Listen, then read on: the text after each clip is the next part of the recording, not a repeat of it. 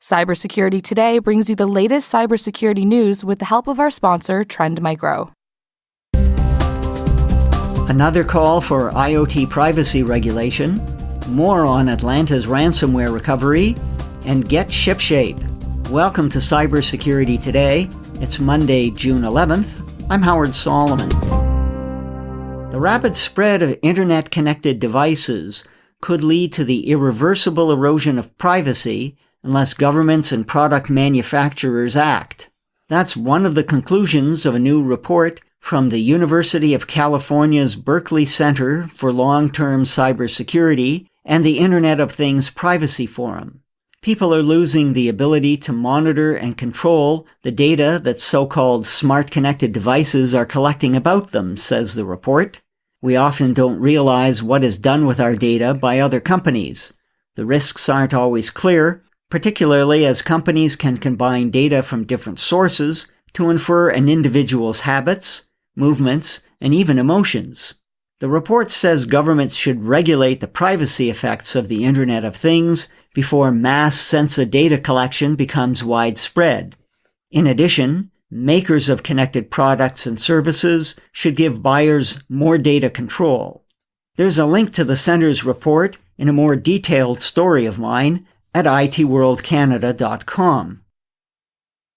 What's the price of not being ready for a ransomware attack? Plenty. In March, I told you about an attack on the city of Atlanta. Well, it's still trying to recover because backup systems for its data as well as its production systems were locked. Security Week reports that the IT department will need $9.5 million this year to fix the damage. That's on top of $3 million already spent. The city's legal department alone lost more than 70 of its 77 computers and 10 years of legal documents. The police lost their dashcam recordings archive. The lesson here is computer users at home and business IT administrators have to ensure their backup data recovery systems can't be infected. One way is to segregate the backup from the live network. Home users should be aware of having a backup drive always connected to their computer. Backups also need to be scanned for possible infection. Finally, the maritime industry has been warned that ships at sea are just as vulnerable to hacking as homes and businesses on land. A British penetration company did a test showing how possible it is to hijack the satellite communication systems on commercial ships. Often the weakness is a password like 1234. And if the ship's satellite system can be hacked, you might be able to get into the vessel's internal computer network. From there, researchers said, it's possible to get into a poorly protected electronic chart system and make a crew member drive a ship off course. And they proved it's possible to get into a ship's operational network, which controls the steering and engine.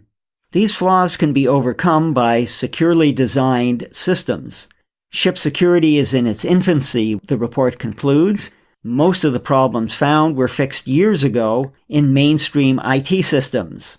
So it's time to get shipshape. That's it for Cybersecurity Today. Subscribe on Apple Podcasts, Google Play, or add us to your Alexa Flash briefing.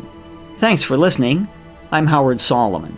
Cybersecurity Today is produced by the ITWC Podcast Network.